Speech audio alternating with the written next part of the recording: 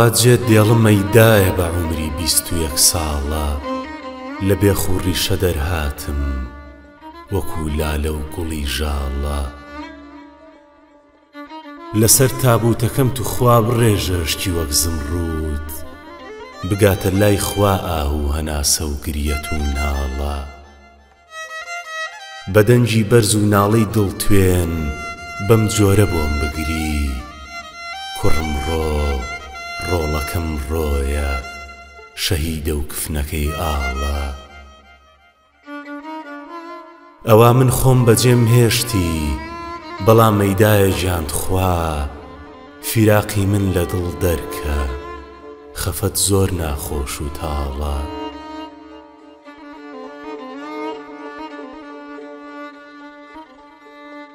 ئەگەر من خۆشەویستت بووم بەیادی من هەموو جارێ بچۆ لای دوولبەرم ماچکە لە جێی من نەودەم و خاڵە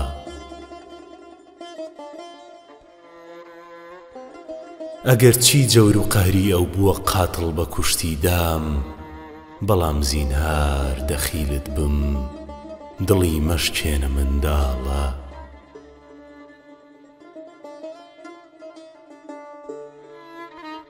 مەڵێن دێوانە بوو خۆی کوشت لە ڕێی عەشقا کەوا ڕۆییم لەسەر مەیتم بکەن شینم شەهیدم کفنەکەم ئاڵە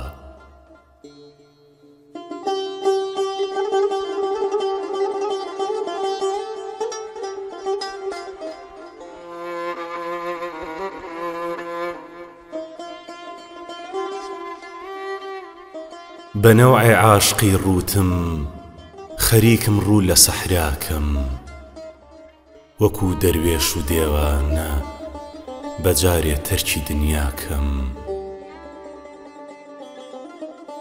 هەموو عمرم لە ڕێی تۆدا بە بێهودە بەزایع چوو دەسامەی لێ بکە ئەی جانی شیرینی زڵێ خاکەم هەتا بولبول لەسەر گوڵ بێ منیش هەر چاوەڕی وەسڵم مەحاڵە تاکو من بمرم خەیاڵی کەس بە دڵداکەم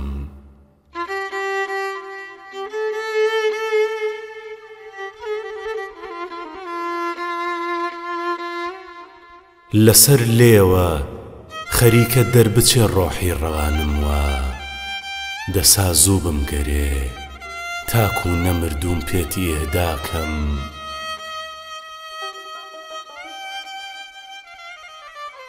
خەتایەکی عەزیمە گەر لە تەمسیل و مقابلدا لەبی پڕ شەکەر و شیرت لەگەڵ شیرینی شەهداکەم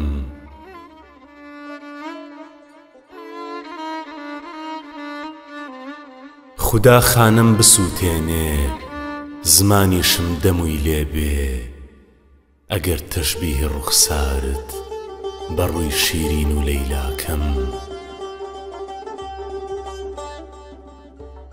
لە ناو شوهرەتم پرسیارەکەی ئەی باعیسی ژینم لەبەر دیوانەکەی تۆدا وەکو دێوانە شەیداکەم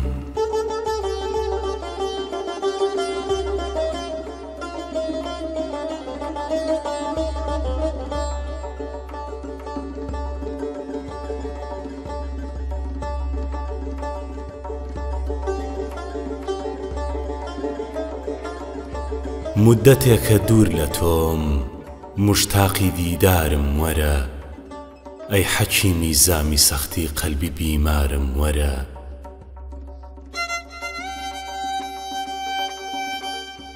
دوور لە تۆ بم هەم نشینی حەسرەت و جەور و جەفام ئەی فەرەح بەخشی گیان بۆ دەفعی ئازارم وەرە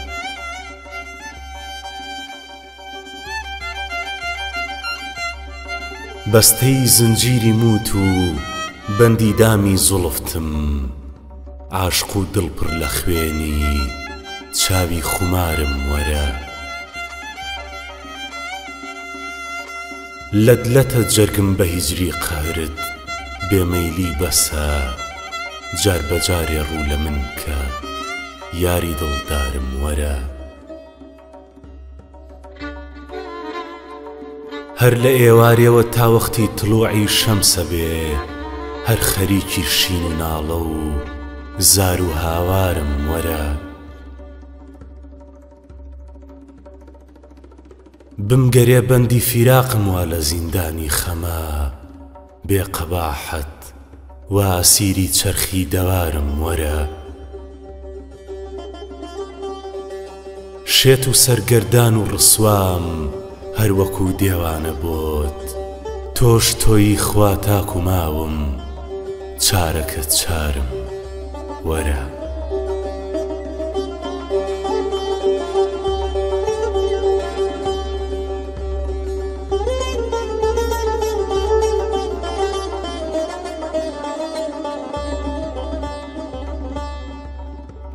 خوایە کەس تووشی نەبێتە دەردی بێ دەرمانی عەشق، کەس نەبێ دووچاری تیر و خەنجەری زیندانی عەشق. هەر کەسێ زۆر زۆر بە جەرگە و پاڵەوانە و قارەمان، با بتوانێ بەرگە بگرێ گەر بووە میوانی عەشق.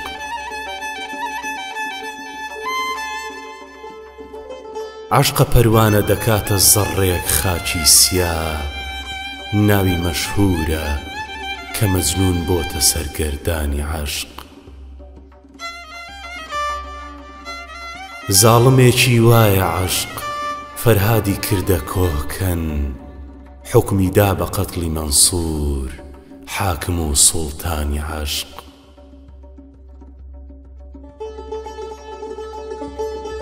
شەمسی تەبرێزی کە سووتا کردیە کۆی زوخاڵ، پڵپڵەی خوێن کەوتە جەرگی بولبولی خۆشخوانی عەشق.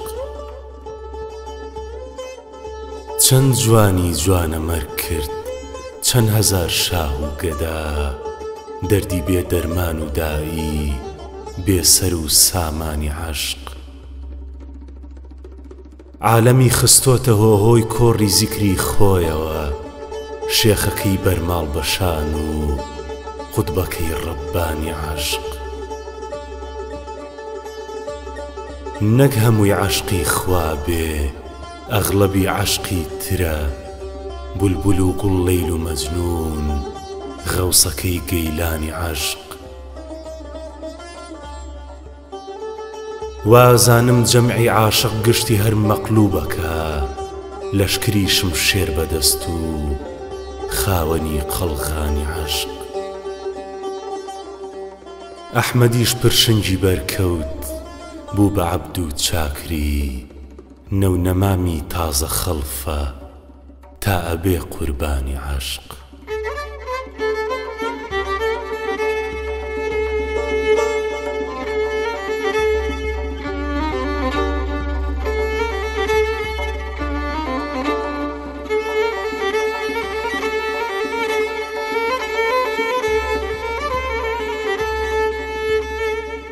بەهارم هاتەوە یاران، عەجەب شیرین بەهارێکە، بە غونچە سوور بووە سەحرا، بە گوڵ سیمین عوزارێکە.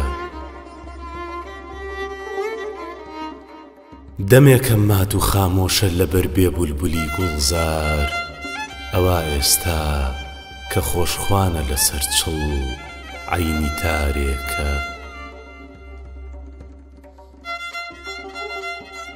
تەماشای چیمەن و سەحرا بە شۆخ و دڵبەران ڕازە، کە هەر یەک نازەنینێکی وەکو سەر و چنارێکە. برا بڕوانە ئەترافت چیا وەک شا و شاهەنشا، لەسەر یا تاجی بەفرە تەم و تەنگە غوبارێکە.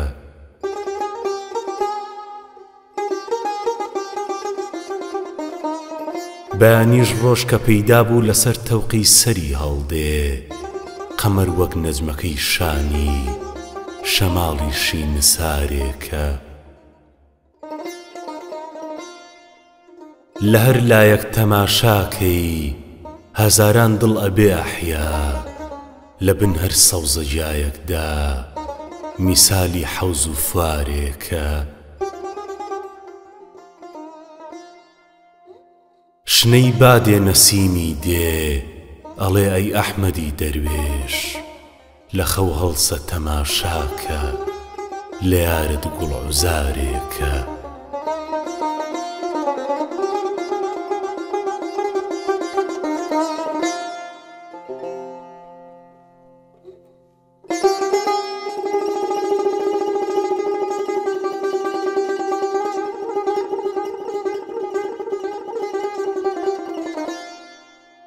ئەترسم ئەی فەلەک بمرم لە چەرخی تۆ نەگەم جارێ بڕێژی خوێنی ناحەقم بە پەنجەی وەسڵەتی یارێ. دەسا ڕوویەکی ڕۆژ دەرخە لە تاریکی نەجاتمدا پزیشکم کێیە سادخوا هەتا ماوە بکەت چارێ. ئەترسم ئاخری بمرم لە حەسرت لێویە و شۆخە لە جێیەک بمگرێ مردن نەبێ هیچ یار و ئەغیارێ. بە ڕەحم و لوتف و ئیحسانت ڕەهام کە لەو خەم و دەردە لە دەشتی مەحشەرا تاک و ناڵێم لێت وەکو مارێ.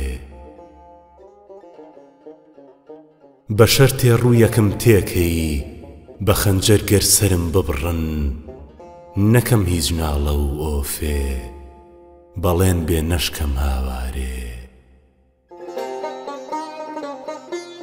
لە سایی ئەشکەوە یارم شکر ڕوو سووری دنیا بووم بە کامی من نەبوو دنیا لە تاو عەشقی بەبێ یارێ. ئەترسم ئەی خوا بمرم بەریشم کەی لە هەردوولا لە دەستچوو یارەکە دەحمەد ئەتوو کەشکۆڵ و هەمدارێ.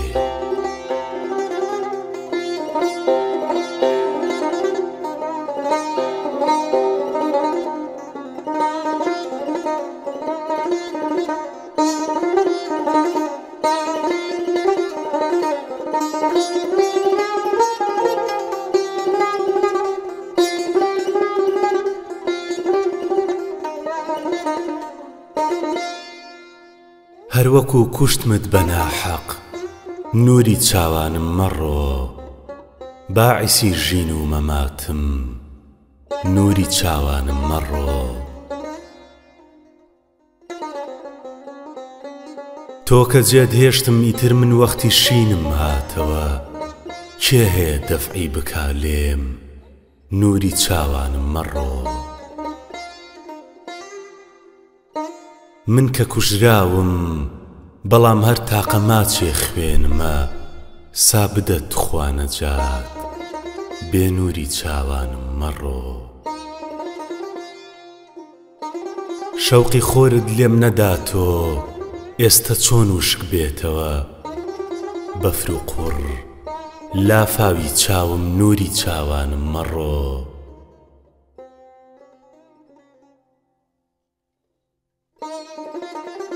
گەر ئەتۆ ڕۆییت ئیتر من ڕوو لەکوێکەم بۆ نەجات لەتلەتە جەرگ و هەناوم نووری چاوانم مەڕۆ.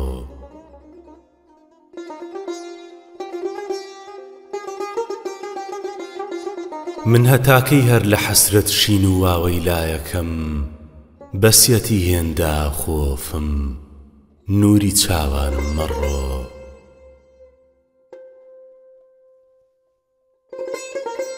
وای لە دەست دەوری زەمانت چەندە کەس ڕەفتارە بۆم وەرگەڕا وەک وەرگەڕای لێم نووری چاوانم مەڕۆ.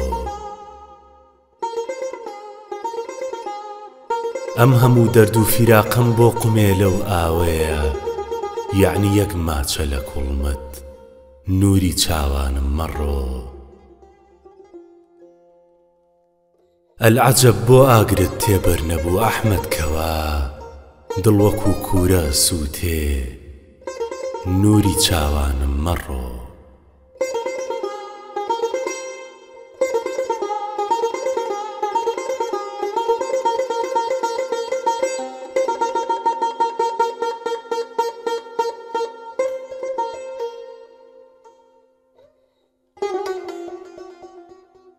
دڵم هەرە و دڵی جارانێ ئێستا کە ژەناڵێنێ هەناسەی ساردی ناکامی لە سینەمدا تاسێنێ ئەگەر جوانیت سەرنجم ڕابچێشێ مەگرە لێم چونکە جەماڵت پەیکەری ڤینۆسی خوای جوانی ژەجوڵێنێ پەچەت لادە ببینم ڕوود ئەمن خۆسەیری تۆ ناکەم لە ڕووی تۆ تێگەم یەزدان چلۆن نەخشێ نەخشێنێ کە تیشتی ڕۆژەدا زاخاوی پرچی زەردی زێڕینت لە لام قەوس و قەزەح هیچ ڕەونەق و شەوقێکی نامێنێ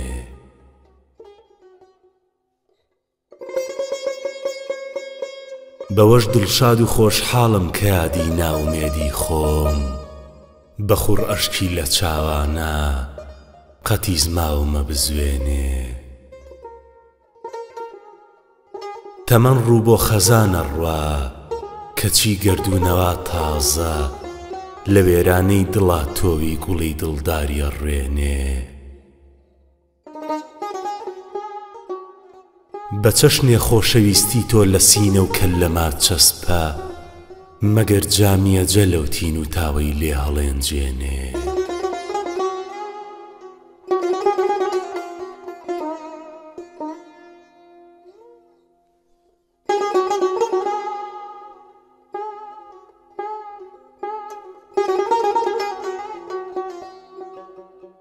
بەجارێ ماڵی وێرانم بەسەر چوو وعدەی ژینم بە ناکامی لە دنیادا بەبا چوو عومری شیرینم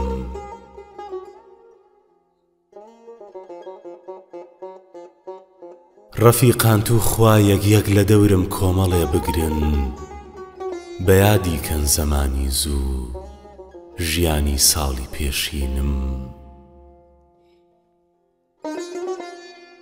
بە خاچی گۆڕەکەم سوێنتانە دەمەی هەم نشینانم لەگەڵ تابوتەکەم سەف سەف بە مەحزوونی بتان بینم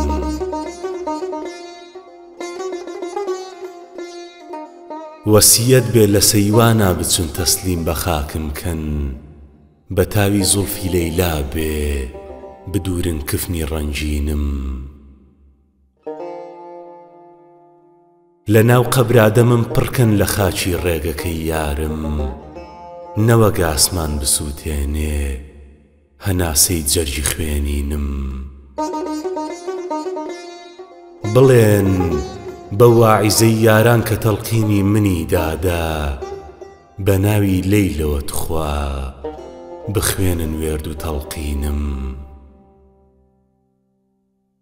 مەڵێن وعدەی بەسەر چوو قەسەم بەخوا بە قورئانی وەکو فەرهادی بێچارە شەهیدی عەشقی شیرینم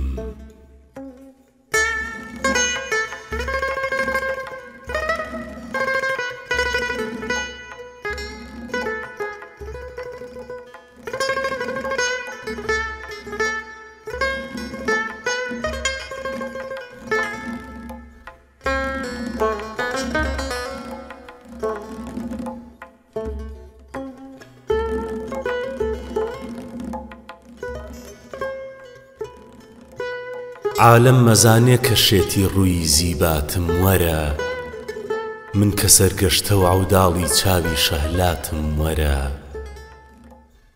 ئاغ لە حاڵم گەردەزانیت چۆنە چۆن بۆ دیدەنیت هێند پەرێشانم بە وێنەی زوڵفی تاتاتم وەرە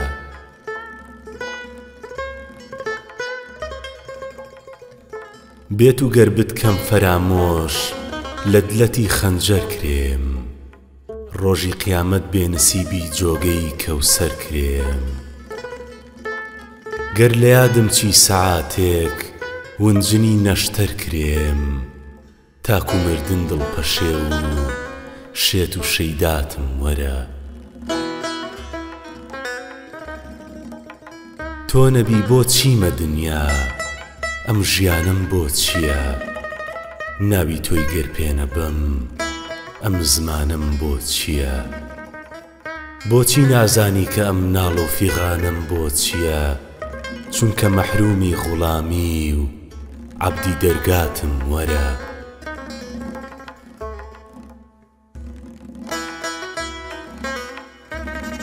ڕوویەکم تێکە بە قوربان بەسیەتی حوزن و ئەلەم، هیچ لە توانامان نەماوە هەڵگری سەرباری خەم.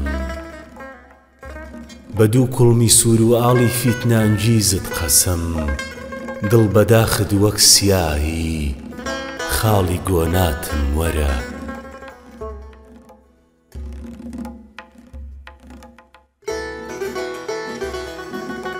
گیانەکەم عومری جوانیم وا لە ڕێتا چوو بەبا، 52 ڕۆژم کەما بێ مەیخەرە ڕۆژی جەزا. بێنە لێوت بیمژم تاکو نەمردوم تووخوا، ڕۆژی مەحشەر با بزانن مەستی ساحباتم وەرە.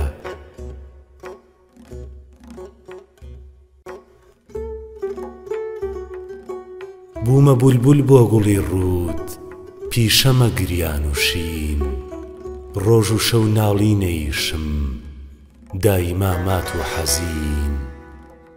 شەو نییە بێیادی باڵات سەر بنێمە سەرسەرین، چەشنی پەروانە لە دەوری ڕووی لالاتم وەرە.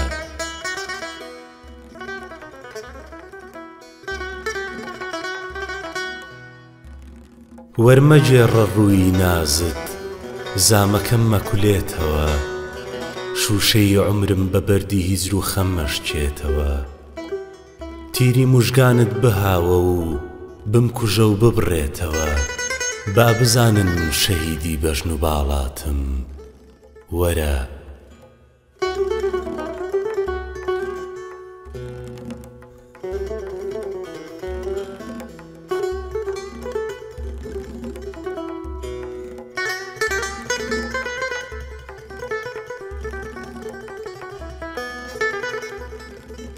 شینی بێکەس 1948.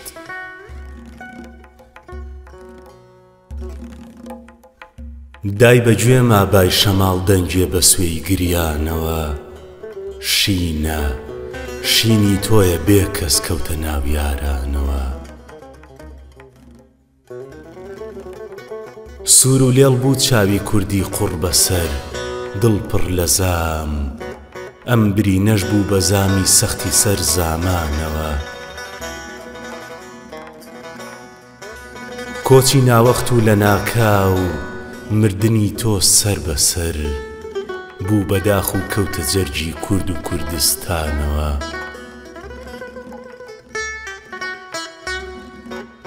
مانگ و ڕۆژی ئاسمانی کورد و ئەستێرەی هەموو، هەر بە شوعلەی بیری تۆ بوو گشتیە درەوشانەوە. دێتە گوێی یادم لە ڕێگەی میلەتە، ئێستەش زڕەی کۆت و زنجیری دەست و قاچت لە ناو زیندانەوە. تۆ نەمردووی با لەشت بڕزێ لە خاکە، هەر ئەژی نعرەتەی ئازادی خواهت بەم کەژ و کێوانەوە. قەت بە دڵ تا ڕانەبووری بێکەسی، چونکە کەسن نێر و مێ گەورە و بچووکی کورد بە پیر و جوانەوە.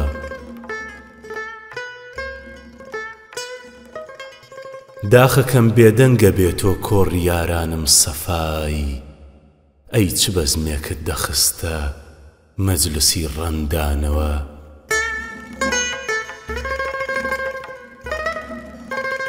تۆ بەجێت هێشتین ئەبێ لۆمەم نەکەی گەر بێ منیش، دڵ بدەم اینجا بە خاچی گردەکەی سەیوانەوە. کاکە فایق لێم ببوورە، پێم نەبوو پێی بێمەلات، وا بەشکی سووری دووری ئەم گوڵەم ڕازانەوە.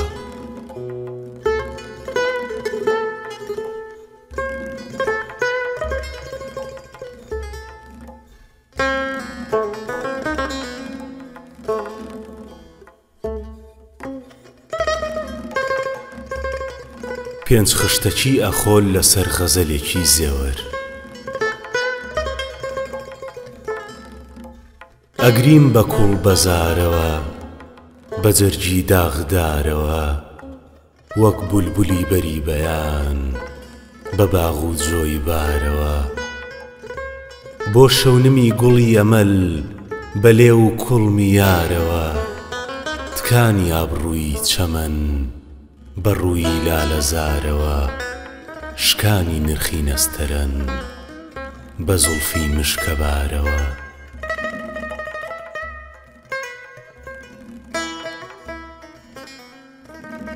ئەی سروەکەی دەمی سەحەر بڵێ بەیار لە پاش سەلام گەر بچمە بەزمی خوسرەویش بۆ من نییە سوود و مەرام. سەرخۆشی چاوەکەی ئەوم نەک مەستی بادە و مەدام چمە لەمەی لەنەی لە جام ئەگەر بەلەنجە بێتە لام بە ڕووی ئابدارەوە بە چاوی پڕخومارەوە.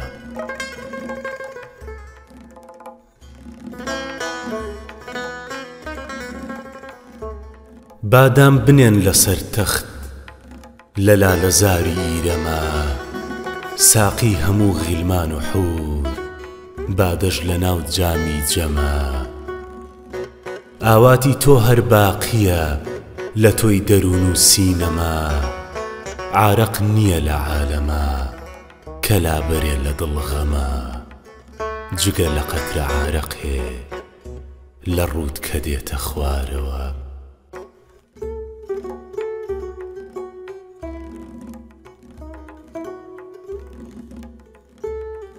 تاکەی لە دەستگەردوونی دوون هەر گریە بێ نەسیبی من ڕەحمێ بکە بە حاڵەکەم ئەی شۆخی دڵفریبی من. وا چاوەڕێیە پڕ لە غەم دڵەی وێڵ و غەریبی من نیگارەکەی حەبیبی من عەزیزەکەی تەبیبی من با شەقبەرێ ڕەقیبی من وەرە بە سەد ویقارەوە.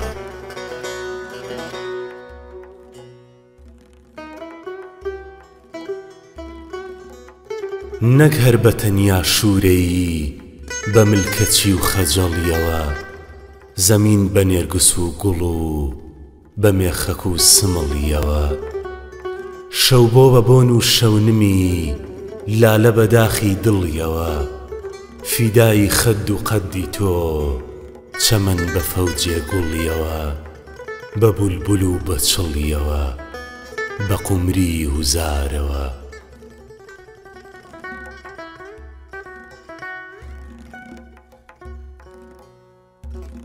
هەر تۆم هەبێ لە عالەما ئیتر چیمە لە جاو و فەڕ قوربانی یەک تەبەسومت یاقوت و ئەڵماس و گەوهەر. پێناوی لار و لەنجەکەت ژیان و ماڵ و گیان و سەر فیدای زوڵفی عنبەرت هەموو وڵاتی گوڵعومەر بە عەرد و بەرد و دارەوە بە ئاوی سەرچنارەوە.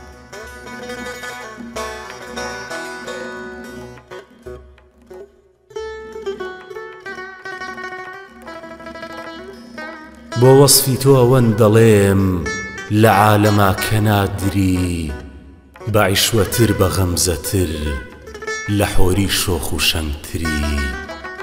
لەگەڵ زێوەر هەرچیم کەوت لەوەش گەلێ باڵاتری ئەمن گەیانمانوەری فنونی شێعر و شاعری ئەتۆ گەیانتە سامری بە چاوی سیحرەکارەوە.